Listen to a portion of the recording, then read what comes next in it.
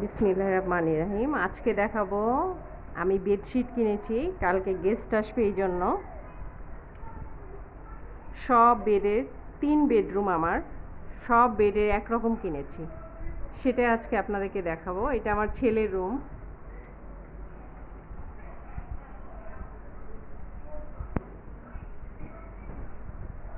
বেডশিটগুলো কেমন হয়েছে বলবেন। উত্তরায় যারা থাকেন তারা সিঙ্গারের মোড় থেকে বেডশিটটা কিনেছি আমি। সিঙ্গারের মোড় থেকে আপনারা নিতে পারবেন।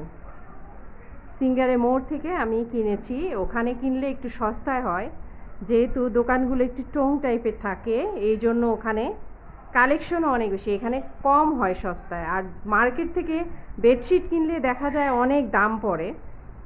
এখানে 3টা বেডের 3টা কাভার, 3টা বেডশিট এবং 10টা কাভার কিনেছি আমি। বানিয়ে নিয়ে এসেছি ওদের কাছ থেকে, ওরাই বানিয়ে দেয়।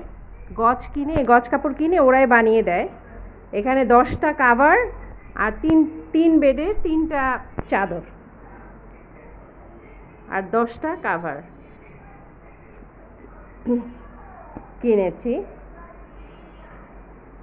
আপনারা সিঙ্গারা মোড় থেকে একটু লো প্রাইসে কিনতে পারেন। গজ কাপড় কিনে ওরাই রেডি করে দেয়, ওখান থেকে কিনতে পারবেন। কেমন হয়েছে বলবেন। আর আমি বেডে চাদরগুলো বিছিয়ে আবার আপনাদেরকে ভিডিও করে দেখাবো।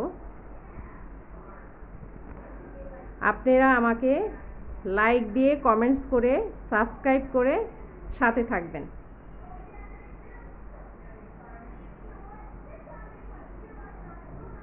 এটা আমার ছেলের বেডরুম। যেহেতু আমার বাসাটা নতুন ফ্ল্যাট কিনেছি, এখনও সাজিয়ে উঠতে পারিনি। কমেন্টস করে জানাবেন কেমন করে সাজালে ভালো হবে।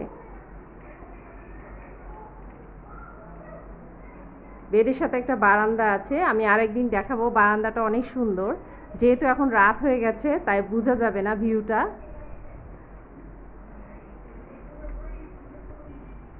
প্লিজ আপনারা সাবস্ক্রাইব করে, লাইক দিয়ে, কমেন্টস করে আমার সাথে থাকবেন। আজকে এই পর্যন্তই থাক।